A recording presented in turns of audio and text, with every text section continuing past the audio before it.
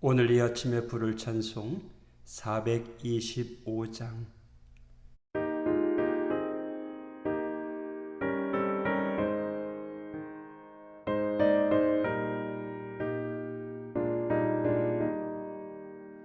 주님의 뜻을 이루소서.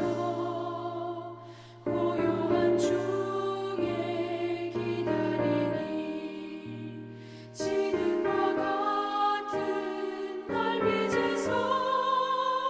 주님의 영성 만드소서. 주님의 뜻을 이루소서. 주님 발 앞에 엎드리니 나의 맘속을 살피시소. 눈보다 이게 하옵소서.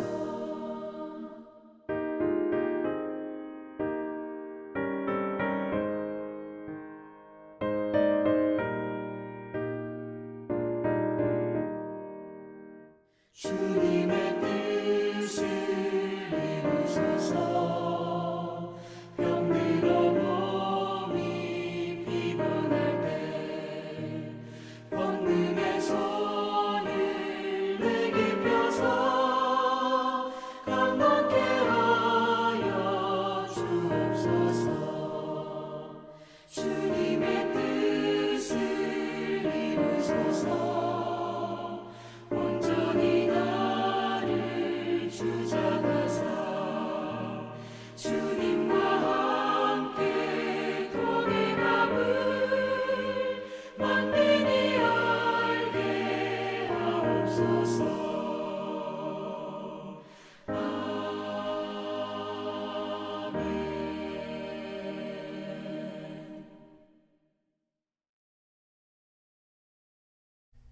창세기 34장 1절에서 31절 말씀, 그 가운데 24절부터 읽겠습니다. 성문으로 출입하는 모든 자가 하몰과 그의 아들 세겜의 말을 듣고 성문으로 출입하는 그 모든 남자가 할례를 받으니라. 제3일에 아직 그들이 아파할 때에 야곱의 두 아들 디나의 오라버니 시므온과 레위가 각기 칼을 가지고 가서 몰래 그 성읍을 기습하여 그 모든 남자를 죽이고 칼로 하몰과 그의 아들 세겜을 죽이고 디나를 세겜의 집에서 데려오고 야곱의 여러 아들이 그 시체 있는 성읍으로 가서 노략하였으니 이는 그들이 그들의 누이를 더럽힌 까닭이라. 그들의 양과 소와 나귀와 그 성읍에 있는 것과 들에 있는 것과 그들의 모든 재물을 빼앗으며 그들의 자녀와 그들의 아내들을 사로잡고 집 속의 물건을 다 노략한지라. 야곱이 시므온과 레위에게 이르되 너희가 내게 화를 끼쳐 나로 하여금 이 땅의 주민 곧 가나안 족속과 브리스 족속에게 악취를 내게 하였도다. 나는 수가 적은즉 그들이 모여 나를 치고 나를 죽이리니 그러면 나와 내 집이 멸망하리이다. 그들이 이르되 그가 우리 누이를 창녀같이 대우함이 옳으니까. 아멘. 1절에 보면 34장 1절, 레아가 야곱에게 낳은 딸 디나가 그 땅의 딸들을 보러 나갔더니 그러다가 그 땅에서 강간을 당합니다. 이 디나의 강간 사건은 많은 의미를 포함하고 있는데요. 먼저 이 발단은 디나의 호기심으로부터 시작됩니다. 인간이 호기심을 갖는 것은 당연합니다. 하지만 문제는 분별 없는 호기심은 너무도 쉽게 죄로 이끄는 경향이 있다는 겁니다.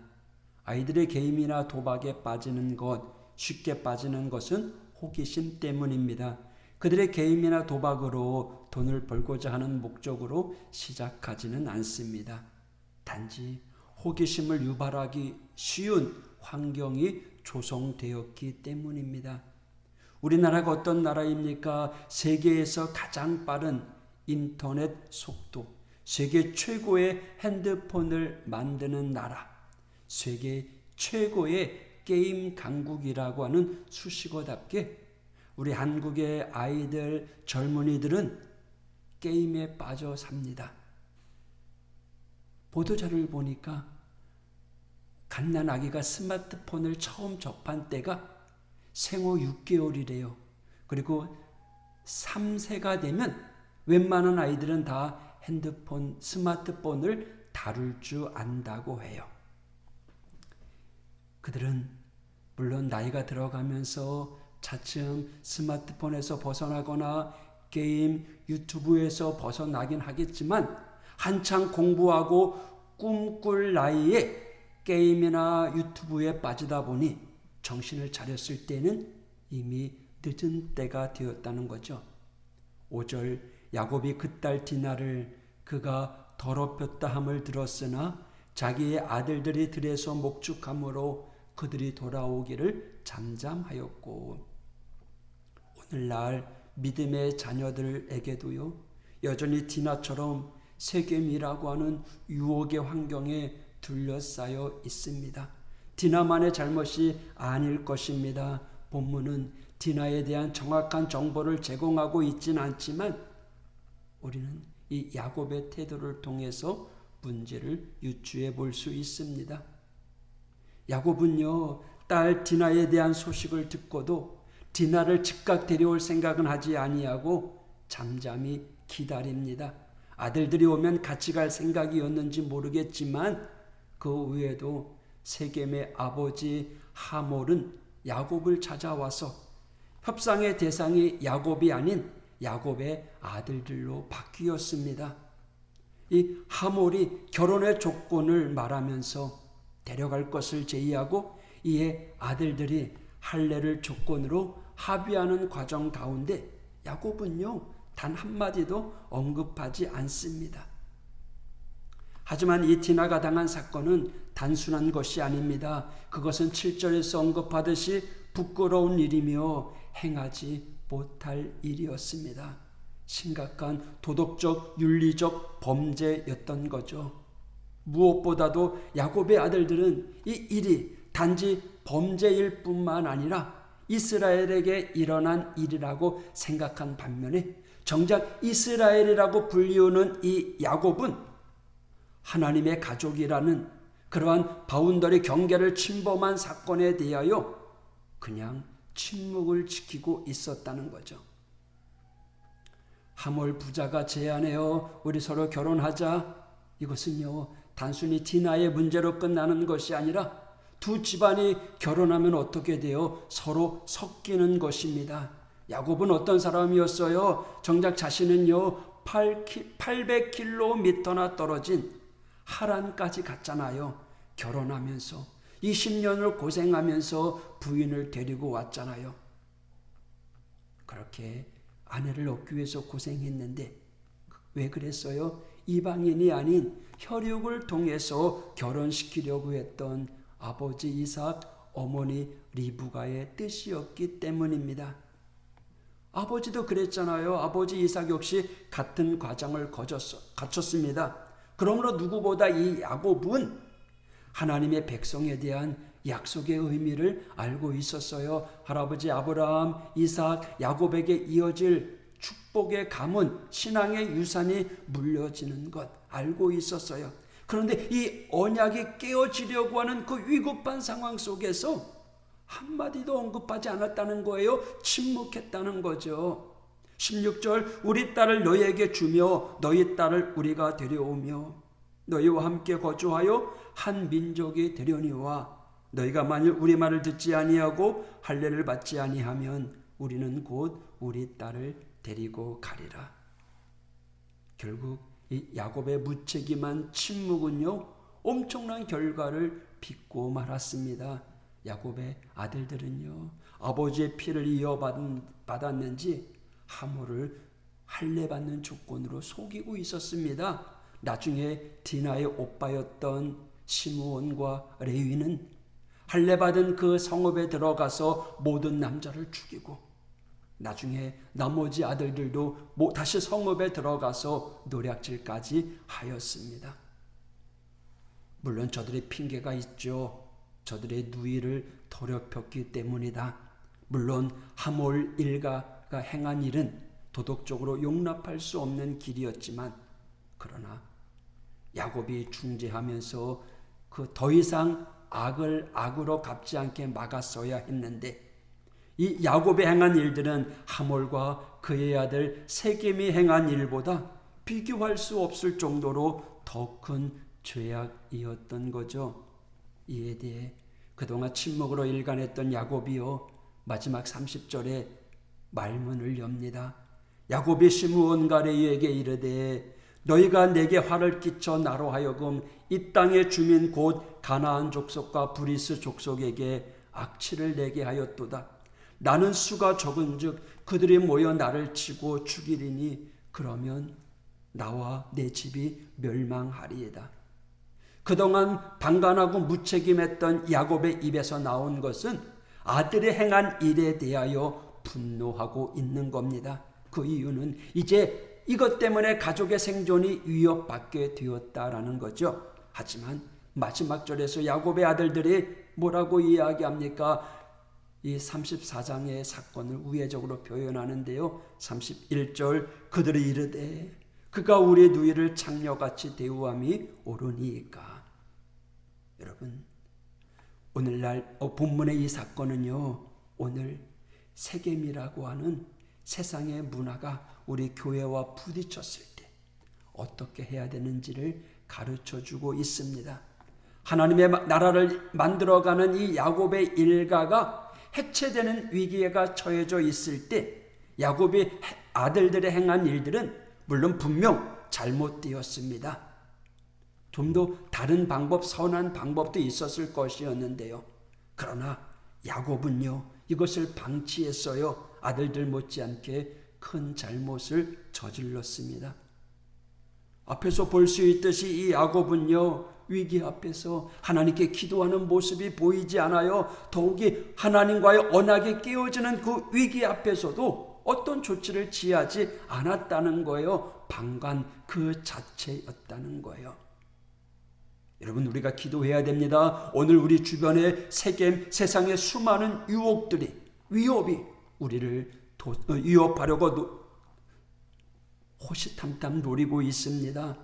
우리 성도들뿐만 아니라 교회 역시 마찬가지입니다. 이미 수많은 그리스도인들이 디나처럼 세상의 문화로부터 그들의 몸을 빼앗기고 그들의 정신과 마음을 빼앗기고 세상으로 나아가는 이들이 얼마나 많이 있습니까?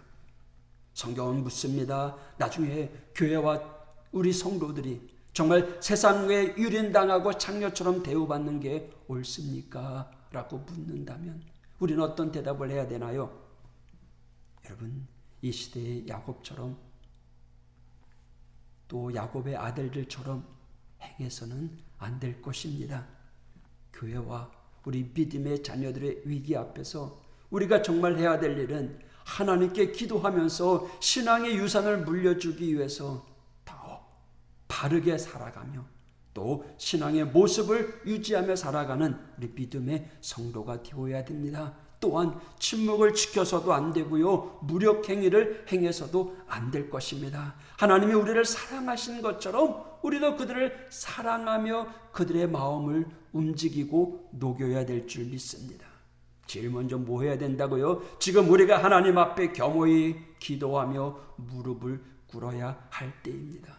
그리고 하나님이 어떻게 행하실 일, 그 일을 간구하는 우리 모두가 되길 원합니다. 오늘도 복된 하루, 오늘도 주님과 함께 동행하는, 그래서 승리의 길을 걸어가는 우리 모두가 되기를 원합니다. 기도하겠습니다. 하나님 아버지, 야곱의 가정에 어려운 일을 당했습니다. 정말 상상하기 힘든 끔찍한 일을 당했습니다. 그러나 야곱은 그 일에 침묵하였고 하나님 앞에 기도하지 않아 오히려 그 일이 더 큰 악으로, 보복으로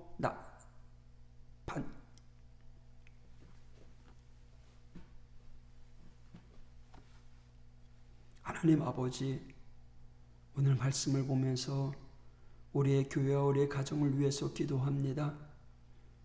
세상의 유혹 가운데 흔들리지 않게 도와주시고 신앙의 유산이 올바로 물려져서 우리의 믿음의 자녀들이 세상 가운데 흔들리지 않게 도와주시고 믿음으로 바로 서는 하나님의 자녀들 될 수 있도록 인도하여 주옵소서. 우리 교회 가운데 우리 교회를 무너뜨리려고 하는 세상의 유혹, 환난, 핍박 주님 물리쳐 주시옵소서. 반석에 세워진 이 교회 흔들리지 않고 굳건히 사명 감당해야 될 줄 믿습니다. 이 교회에 속한 우리 믿음의 성도들 하나님께서 붙잡아 주셔서 오늘도 어디에 있든지 사명 감당하는 이 하루가 되게 하여 주시옵소서. 예수님 이름으로 기도했습니다. 아멘.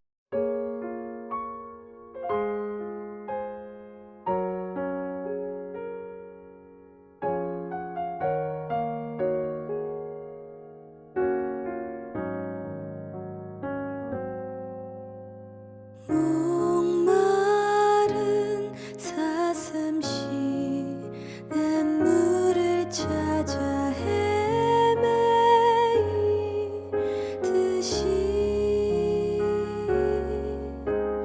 내 영혼 주를 찾기에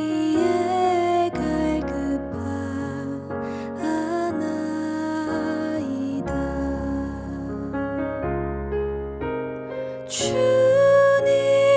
주님만이 나의 힘, 나의 방패, 나의 참 소망, 나의 몸 정성 다 바쳐서 주님 경배합니다.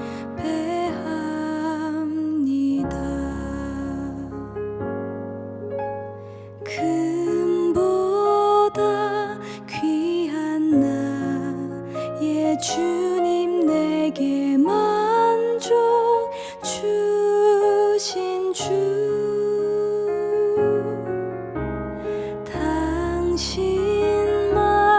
당신만이 나의 기쁨 또한 나의 참 보배.